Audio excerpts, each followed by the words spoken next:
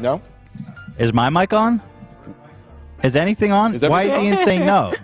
Mics are Ian, not you want to help on. us out here? Mics are on. Mics are on. Mics are on. Why are you saying no, Ian? I heard a big no. They weren't on at first. Now Okay, they're on. Got it. You step away for 1 second, everything falls apart back there. All right. So I'll kick us off. Ethan, thanks for letting us do this. It's pretty big of you to let your employees roast you, you know?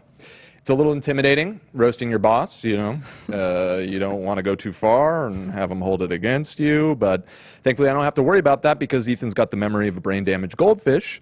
So this will all be forgotten by tomorrow, you know? We're good. But even if by the grace of God you somehow retain some of this by morning, I know you won't be mad because Ethan's a great guy, you know, and an even greater boss. It really upsets me when people talk shit about you.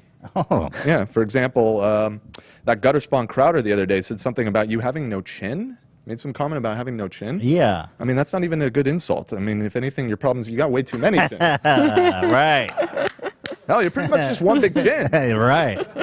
But it's, you know, it's not just your repulsive physical appearance that these jerks go after. It's not just that. A lot of it's actually a lot more insidious than that. Sometimes it's outright anti-Semitic. Like a lot of these pricks say that Ethan is this evil genius, you know, that he's a greedy Jew, filthy rich, he throws around his money to pull the strings behind the scenes, YouTube, you know, he tries to ruin his enemies. But let me tell you that I'll spill the fucking beans on all of it if you don't pay me $1 million today. Okay. This isn't a fucking joke. Yeah. Let's talk about it after the show. Okay, all right. I'm about to drop the protocols of the elders of YouTube on these motherfuckers. I'll pay you anything. Okay. Over the last 4 years, we've worked together. You've taught me a lot about what it is to be a leader, you know? If there's one single quality I can point to that you've always been a shining example of, it's your decisiveness, you know? You lock onto what you want and you go for it. And that's awesome. Like when you decided to launch a brand new series called Make Ethan Laugh, and we slammed and pulled it together in like 48 hours. And then you decided to cancel Make Ethan Laugh a week later, just after one episode. You just went for it. You knew what you wanted, you just went for it. Or when you decided to move the podcast to your basement because of COVID, or when you decided to move the podcast back to the studio a month later, or when you decided to move it back to the basement again 2 weeks later, you know, you lock onto what you want, we got to do it. Or when you wanted to radically change the content on the channel, start making H3 video kind of thing, and you know, and then the next day you delete the video and you take it down, and it's just like, you know, you decisively decided, you know, you hate it. You never hesitate.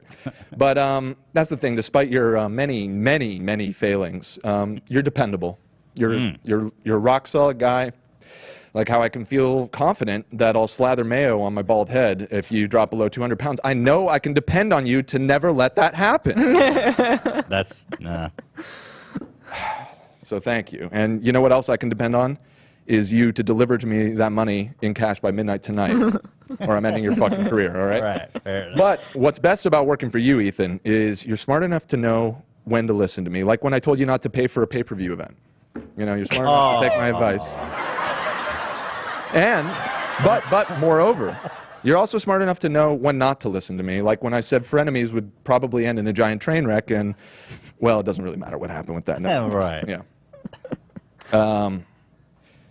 You know, in closing, I just want to say that I would love to see Ethan try and survive in the current landscape today.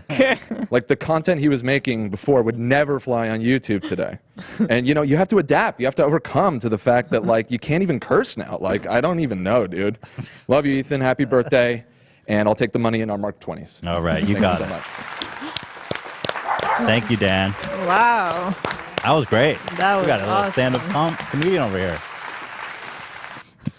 Unpack that. Dan is angry. Oh, Dan. That was good. I have no comments. All right, so the rest of the crew will roast you in a little bit, but why don't we move on to some of our videos? Can you move the